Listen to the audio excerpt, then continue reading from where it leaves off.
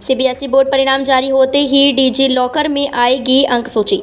CBSE board द्वारा इस बार board परीक्षा परिणाम के साथ परीक्षार्थियों की अंक सूची डिजी लॉकर पर भी अपलोड की जाएगी ताकि परीक्षार्थी सीधे स्कूल से पासवर्ड लेकर अपनी अंक सूची डाउनलोड कर सके। खास बात यह है कि डिजी लॉकर पर अपलोड अंक सूची जरूरत के लिहाज से कहीं भी उपयोग की जा सकती है। इस संबंध में बोर्ड ने सभी सीबीएसई स्कूलों को निर्देश जारी कर दिया है।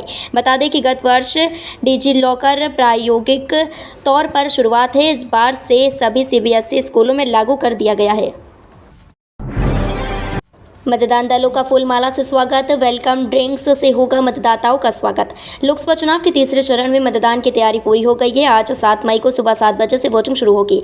इसके लिए ग्वालियर जिले के सभी 6 विधानसभा क्षेत्रों में बनाए गए सभी 1680 मतदान के केंद्रों पर मतदान दल पहुंच गए हैं। पोलिंग पार्टियों के पहुंचने पर स्थानीय लोगों ने उनका फूलमालाओं से आत्मीय स्वागत किया। उधर मतदान केंद्रों पर सभी तरह की व्यवस्थाएं शासन की तरफ से की गई हैं। शुद्ध पेयजल सहित रुकने के लिए गद्दों की व्यवस्था की गई है। सुबह 7 बजे से मतदान की प्रक्रिया शुरू होगी। जिले में 100 आदर्श मतदान केंद्र बनाए गए हैं, जहां मतदाताओं का स्वागत वेलकम ड्रिंक्स से होगा।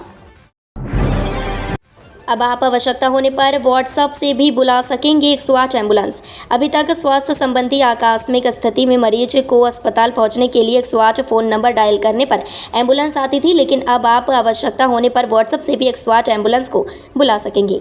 लोक स्वास्थ्य एवं चिकित्सा विभाग ने एम्बुलेंस सुविधा को और सरल व सहज बनाने के लिए एक व्हाट्सएप फ़ोन नंबर 6269695935 निर्धारित किया है। इस नंबर पर कोई भी व्यक्ति आवश्यक पड़ने पर संदेश प्रेषित कर एम्बुलेंस की मांग कर सकेगा। संदेश पहुंचने के साथ ही कॉल सेंटर से प्रेषक की लोकेशन का पता चल जाएगा, उस तक शीघ्र ही एम्बुलेंस पहुंच जाएगी।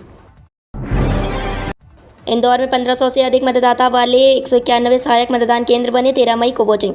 इंदौर जिले में 1500 से अधिक मतदाता संख्या वाले 196 मतदान केंद्र थे। मतदान सुविधा के लिए जिला निर्वाचन विभाग ने आयोग की सहमति लेकर 191 सहायक मतदान केंद्र बनाए गए हैं, जहां पर मतदाताओं को विभाजित कर चुनावी तैयारी पूरी कर ली गई है। 6 केंद्र के मतदाताओं को अन्य केंद्र पर विभाजित किया गया है। इंदौर जिले में 191 मतदान केंद्र ऐसे थे जहाँ 1500 से अधिक मतदाता थे।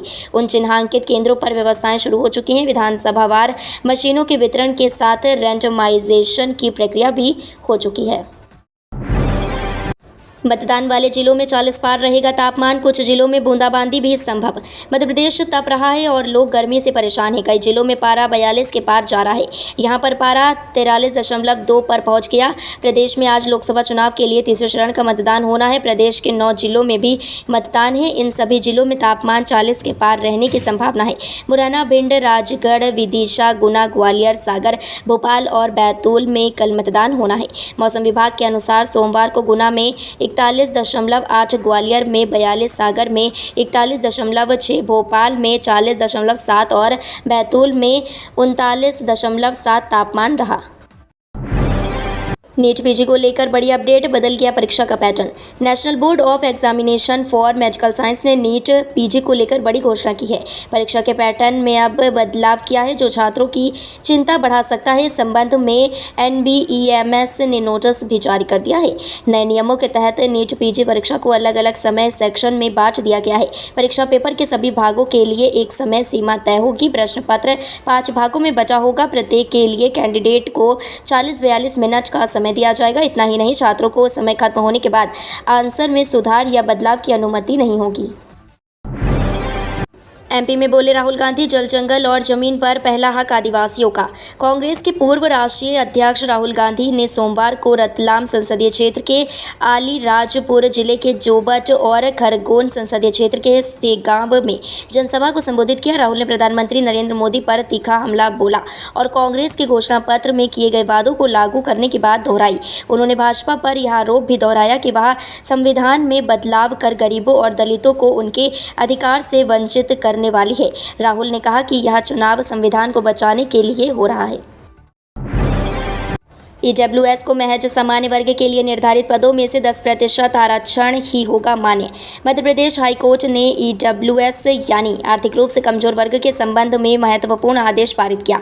इसके जरिए न्यायमूर्ति विवेक अग्रवाल की एकल पीठ ने साफ कर दिया कि ईडब्ल्यूएस को महज सामान्य वर्ग के लिए निर्धारित पदों में से ही 10% आरक्षण मान्य होगा, कुल पदों में से नहीं। इस टिप्पणी के साथ ईडब्ल्यूएस अभ्यर्थियों की ओर से दायर याचिकाएं निरस्त कर दी गई। शहडोल निवासी अंकुश मिश्रा, कटनी निवासी पुष्पेंद्र सिंह राजपूत के अलावा रायसेन, रीवा, राजगढ़, सीधी, छिंदवाड़ा आदि जिलों के निवासी ईडब्ल्यूएस अभ्यर्थियों की ओर से याचिका दायर कर बताया गया। इंजीनियरिंग छात्रों को अंक सूची के साथ मिलेगी डिजिटल डिग्री। प्रदेश में इंजीनियरिंग छात्र छात्राओं को अंतिम वर्ष की परीक्षा उत्तीर्ण करने पर अंक सूची के साथ ही डिजिटल डिग्री जारी होगी। इसके लिए राजीव गांधी प्रौद्योगिकी विश्वविद्यालय ने तैयारी शुरू कर दी है। विवि छात्र छात्राओं को डिजिटल डिग्री डिजी लॉकर के माध्यम से उपलब्ध कराएगा। इससे डिग्री का डिजिटल सत्यापन संभव होगा। नई व्यवस्था से छात्र छात्राओं को अन्य विश्वविद्यालय और विदेश में पढ़ाई के प्रवेश के दौरान डिग्री की समस्या समाप्त होगी। नौकरी के समय होने वाली डिग्री संबंधी परेशानी भी दूर होगी। मालवा निमाड़ की 3 आदिवासी सीटों के लिए बीजेपी कांग्रेस ने झोंकी ताकत। मध्य प्रदेश का मालवा निमाड़ सियासत के केंद्र में हमेशा रहा है। सियासी दलों के लिए नफा नुकसान मालवा निमाड़ तय करता है। मालवा निमाड़ की 3 लोकसभा सीटें बेहद अहम मानी जा रही हैं। आदिवासी बाहुल्य तीनों सीटों में खरगोन, धार और रतलाम शामिल हैं। मतदान के लिए अभी 8 दिन बचे हुए हैं। खरगोन, धार और रतलाम लोकसभा सीटों पर 13 मई को वोटिंग से पहले बीजेपी और कांग्रेस ने चुनाव प्रचार में दमखम लगा दिया है। बीजेपी और कांग्रेस का पिछले चुनाव में प्रदर्शन को जान लेते हैं। इंदौर, उज्जैन संभाग की सीटों पर अगले चरण में चुनाव होंगे। बीजेपी कांग्रेस के दिग्गज 4 दिन में धुआंधार चुनाव प्रचार करेंगे। लोकसभा चुनाव की प्रक्रिया देखने के लिए भोपाल आया श्रीलंका और फिलीपींस का 11 सदस्यीय प्रतिनिधि दल। लोकसभा चुनाव 2024 की प्रक्रिया को देखने एवं उससे जुड़े विभिन्न चरणों को समझने के लिए श्रीलंका और फिलीपींस का 11 सदस्यीय अंतर्राष्ट्रीय प्रतिनिधि दल सोमवार को लाल परेड मैदान सामग्री वितरण स्थल पर पहुंचा। इस अवसर पर संयुक्त मुख्य निर्वाचन पदाधिकारी मनोज खत्री, कलेक्टर कौशलेंद्र विक्रम सिंह, सीईओ जिला पंचायत ऋतुराज सिंह उपस्थित रहे। प्रतिनिधि दल को कलेक्टर और मास्टर ट्रेनर द्वारा निर्वाचन प्रक्रिया की चरणवार विस्तृत जानकारी दी गई है, जिसमें ballot unit, control unit, VVPAT, मतदान दल गठन प्रक्रिया, मतदान सामग्री वितरण, मॉनिटरिंग व्यवस्था, सुरक्षा संबंधी व्यवस्था सहित अन्य जानकारी शामिल थी। सीएम के ड्रीम प्रोजेक्ट पर कब्जा मुक्त नहीं करा पा रहे अधिकारी। शहर में 3 विभागों के जिम्मेदार अधिकारियों की लापरवाही के कारण सीएम का ड्रीम प्रोजेक्ट कब्जे की भेंट चढ़ रहा है।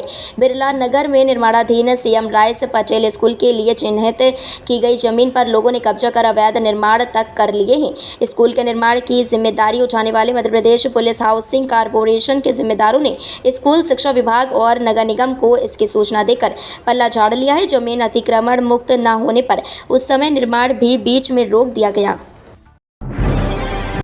सीआईएसई बोर्ड में इंदौर से हार्दिक पाटीदार ने किया टॉप। जिले में इन स्कूलों का परिणाम 99%।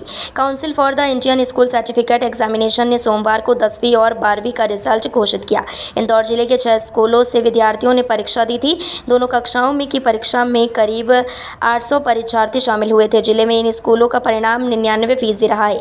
12वीं के गणित संकाय में टॉपर छवि बंसल को 97.5% अंक प्राप्त हुए हैं। 10वीं में विद्यार्थियों का अच्छा प्रदर्शन रहा है, जिसमें हार्दिक पाटीदार को 98.6% अंक आए हैं। एमपी में तीसरे फेज के मतदान से पहले ज्योतिरादित्य सिंधिया का बड़ा दावा। केंद्रीय मंत्री और गुना शिवपुरी से बीजेपी उम्मीदवार ज्योतिरादित्य सिंधिया ने एक बार फिर से अपनी पार्टी के प्रत्याशियों की जीत का दावा किया है। आज 7 मई को होने वाले तीसरे फेज के मतदान पर केंद्रीय मंत्री ज्योतिरादित्य सिंधिया ने कहा, इस फेज में प्रदेश की 7 सीटें हैं। इस फेज में भी बीजेपी का परचम मध्य प्रदेश की 7 सीटों पर लहराएगा। मध्य प्रदेश में तीसरे चरण में 9 सीटों पर चुनाव होना है। तीसरे फेज में 9 सीटों पर कुल 127 उम्मीदवार चुनाव मैदान में हैं। इस फेज में केंद्रीय मंत्री ज्योतिरादित्य सिंधिया के अलावा 2 पूर्व मुख्यमंत्री शिवराज सिंह चौहान और दिग्विजय सिंह की किस्मत का भी फैसला होगा। जाम छलकाने वाले शौकीनों के लिए बुरी खबर, शराब दुकानें 48 घंटे के लिए बंद। लोकसभा चुनाव की वोटिंग के मद्देनजर जिले की सभी शराब दुकानें रविवार शाम 6 बजे से अगले 48 घंटे के लिए बंद हो गई हैं। आज मंगलवार को शाम 6 बजे मतदान संपन्न होने के बाद खुलेंगी। आबकारी अमले ने रविवार शाम दुकानों पर सील लगाकर इन्हें बंद किया। इधर अवैध शराब की धरपकड़ और निगरानी के आबकारी के 10 दल मैदान में मौजूद रहेंगे। मतदान के मद्देनजर जिला निर्वाचन कार्यालय ने वोटिंग और काउंटिंग वाले दिन ड्राई डे घोषित किया है। हालांकि इस दौरान भांग घोटा की दुकानें खुली रहेगी। खरगोन और धार लोकसभा क्षेत्र में आज प्रधानमंत्री नरेंद्र मोदी की जनसभा। प्रधानमंत्री नरेंद्र मोदी लोकसभा चुनाव प्रचार में पहली बार आज मंगलवार को मालवांचल में भी खरगोन और धार लोकसभा सीट में जनसभा करेंगे। इन दोनों लोकसभा क्षेत्रों के अंतर्गत आने वाली 8 विधानसभा सीटों में कांग्रेस दोनों जगह 5-5 सीट जीती थी, इसलिए इन दोनों सीटों पर प्रधानमंत्री प्रचार के लिए आ रहे हैं। दोनों सीटें आदिवासी बहुल हैं। हालांकि इन दोनों सीटों पर सभा कर मोदी पूरे मालवांचल को साधने की कोशिश करेंगे। इसके पहले प्रदेश में तीनों चरणों में वह जनसभा और 2 रोड शो कर चुके हैं। आचार संहिता के चलते इस बार लोगों को नहीं मिलेगी करों में छूट, शासन से नहीं मिले कोई निर्देश। आचार संहिता के चलते 11 मई को आयोजित होने वाली राष्ट्रीय लोक अदालत में जनता को कर पर लगने वाले अधिभार में छूट नहीं मिल सकेगी। इंदौर निगमायुक्त शिवम दुबे ने इसकी पुष्टि करते हुए बताया कि अब तक शासन स्तर पर इस संबंध में दिशा निर्देश प्राप्त नहीं हुए हैं। इसके पहले 11 फरवरी को आयोजित राष्ट्रीय लोक अदालत में भी आमजन को अधिभार पर छूट नहीं मिल सकी थी। गौरतलब है कि 23 दिसंबर 2023 को ई पालिका पोर्टल हैक हो गया था। इसके बाद से इसमें गड़बड़ी चल रही है। हाल ही में यह पोर्टल चालू तो हुआ, लेकिन पुराना डेटा रिकवर करने में दिक्कत आ रही है। एकमात्र पीएम एक्सीलेंस कॉलेज में आर्ट कॉमर्स के साथ साइंस की पढ़ाई भी होगी। जिले का एकमात्र पीएम श्री एक्सीलेंस शासकीय महाकौशल कॉलेज में आर्ट कॉमर्स के अलावा अब साइंस स्ट्रीम भी शुरू हो रहा है। सत्र 2024-25 में प्रवेश के साथ ही साइंस में प्रवेश प्रक्रिया प्रारंभ की जा रही है। इस संकाय को प्रारंभ करने के लिए शासन से मंजूरी मिल चुकी है। कॉलेज में 200 अतिरिक्त सीट का इजाफा हो गया है। यह एकमात्र सरकारी कॉलेज है जहाँ पर तीनों संकाय के विद्यार्थी अध्ययन करेंगे। तीसरे चरण में 9 लोकसभा सीटों पर स्थानीय नेताओं ने संभाला मोर्चा। मध्य प्रदेश में तीसरे चरण की 9 लोकसभा सीटों पर चुनाव प्रचार थम गया है।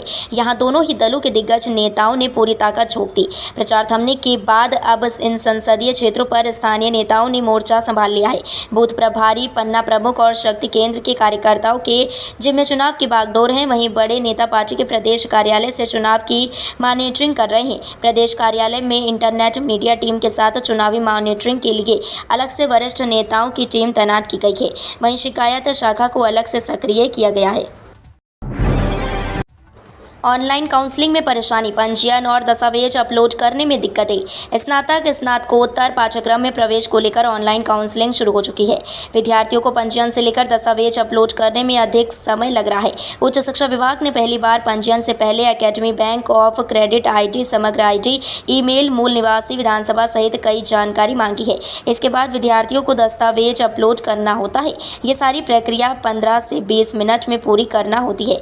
इसके बाद टाइम आउट होते ही पोर्टल बंद हो जाता है। कई बार छात्र छात्राओं का पंजीयन पूरा नहीं हो पाता है, दोबारा ये प्रक्रिया करना पड़ती है। वहीं कई बार सर्वर में भी परेशानी आती है।